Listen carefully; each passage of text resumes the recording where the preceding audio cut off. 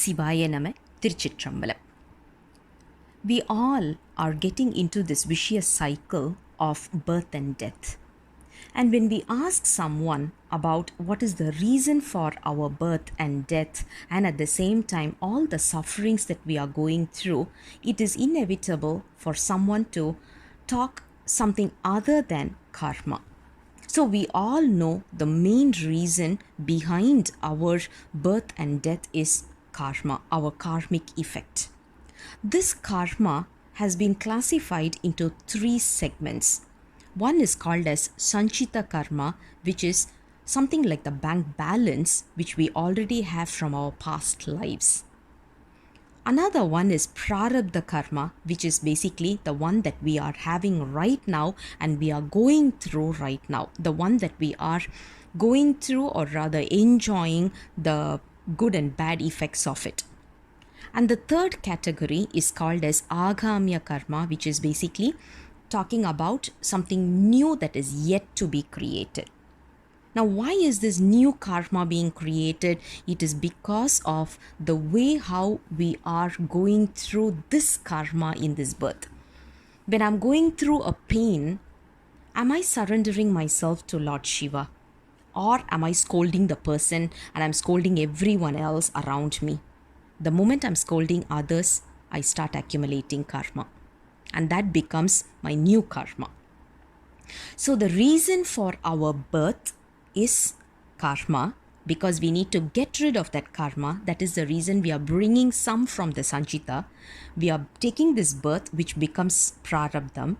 And while we are doing, or while we are going through this experience, we are accumulating new karma. This is how the effect of karma works. Fine. Now, why is this Sanchita karma created in the first place? Why can't it be just completed in one single birth? Let me give a very worldly example for this, just to relate with this. Imagine, due to anger, just the head went top, just because of something that was totally pissing me off, we commit a crime, probably a murder. According to this worldly effect, according to our judicial systems that we have right now, for murder, it is 14 years of prison, right? And why did this murder happen in the first place? One split second of anger, just one split second, not even a second. So just due to that timing, we created a karma. Because of that, we had to suffer 14 years. Okay, let's round it off to 10 years, right? So 1 second mistake costed me 10 years of my life. And according to the judicial systems right now that we are having, we do have all these prison sentences and all the punishments only for the actions or deeds, not for the thoughts or not for our language. But of course, language is getting introduced right now because all the defamation cases and suits and all these we are able to see. So it is being introduced, but early days we did not have that. It was only the actions and deeds. Now imagine one day, right? We have 24 hours. One day, if you want to know the minutes, it's 1440 minutes. Same thing. If you want to know in 24 hours how many seconds we have, it is 86,400 seconds.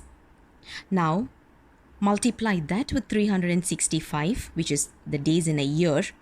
And approximately, if a person's lifetime is about 70-80 years, just multiply with that. So in a day, we have 86,400 seconds. Imagine 1 second mistake costed me 10 years of my life. Which means 8 seconds is good enough to lose my 80 years of my lifetime in the prison. Right?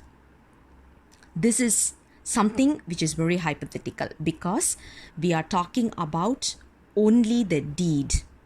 What about the karma that we are accumulating due to our mind, or rather our thoughts, or even with our words? Where to go and talk about those? We don't have. And the 10 years, we are just having it as an approximation because we don't know what is the real punishment according to Lord Shiva, because all these are the judicial systems that we are able to see right now, witness right now, but we don't know what is beyond that. But we are comparing with it just to have a visualization, right? So we can imagine just 8 seconds of mistake already costed 80 years of my life, which means the remaining seconds that I'm accumulating my karma obviously has to be stored somewhere so that I can realize the benefit in my future births. This is how Sanchita karma is created. Right. Now, how to get rid of this? There is no direct way to get rid of karma because this is something that we have already saved. It is something that we have accumulated. So we have to go through.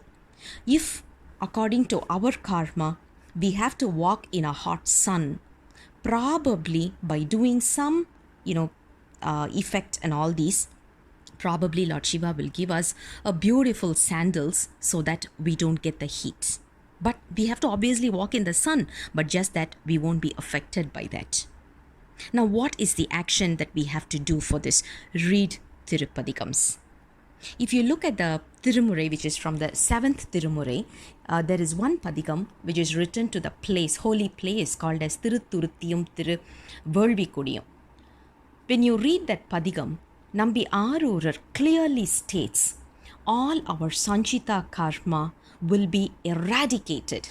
It will all be just shot down. It will be burnt down in such a way that we won't accumulate any new karmic effect.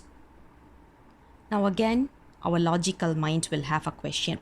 How will this be possible? By reading a Pathigam, how is it going to be possible that I don't accumulate new karma? Very simple. Imagine when we are reading a Pathigam, it takes about 3 to 4 minutes. And during that 3 to 4 minutes, what is your mouth doing? Just chanting the Tirumurai. So it doesn't talk any unwanted things. How about your mind? It is only going through the Pathigam and the meanings in the Pathigam. So obviously our mind doesn't wander away and we are not going to get or accumulate more karma due to our mind. And how about our body? We are sitting still, looking at the book and reading it. So obviously the way how we accumulate karma is these three. The source is these three: words, thoughts, deeds. And these three are now focused in Thirupathigams. So when we are reading our Thirupathigams, we don't accumulate new karma. And because of the effect of reading this, our old karma is also going to be nullified.